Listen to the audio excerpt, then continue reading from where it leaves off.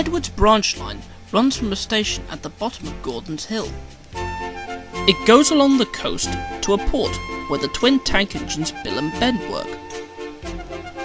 Edward and Boko run this line, and Donald and Douglas, the Scottish twins, help them when things are busy. They all work happily together.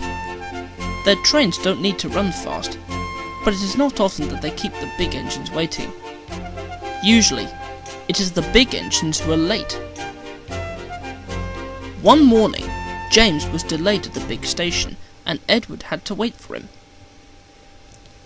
When at last he could start, he wanted to hurry to make up for lost time. "Steady, Edward," cautioned his driver. "I know we're late, but an accident will make us even later." Edward slowed, but as he approached the next station, his wheels jolted badly at some points. When Edward had stopped at the platform, the fireman checked him all over, but everything seemed to be in order. Edward set off again. He was beginning to gain speed when he began to feel funny. "My front's all wobbly," he complained. Scarcely had he said it when the fireman saw something bumping along the line beside them. "Jiminy Christmas, look at that!" he exclaimed. Quickly, the driver crossed the cab, and both watched in horror as a round metal object rolled along beside them like a hoop.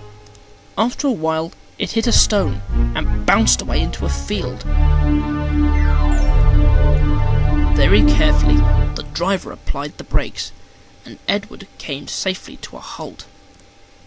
He was glad, because his front now felt very loose. The driver and fireman climbed down and came to look at his wheels. There was no doubt what the trouble was. One of them wasn't there. "One of your bogie wheels has broken off," said the driver. "Thank goodness we were on a straight track and not going too fast. There could have been a nasty accident." A little later, the Fat Controller's telephone rang. He listened in astonishment. "What did you say? An engine's wheel in your cabbages? I quite agree. It must have been a great surprise. One of Edward's, you think? Is he all right?" "Thank you. I'll see to it at once." The Fat Controller put the telephone down and mopped his face with a red and white spotted handkerchief. "Oh, bless my soul," he said to himself. "It's a good thing Edward didn't end up in the cabbages himself." Next day, Boko helped Edward to the works. Edward's wheel, broken off where the axle joined it, but otherwise undamaged, travelled in his tender. The Fat Controller came to see him. "You had a lucky escape, Edward," he said, "but there's no harm done. I just hope we can get you mended before the Golden Jubilee celebrations.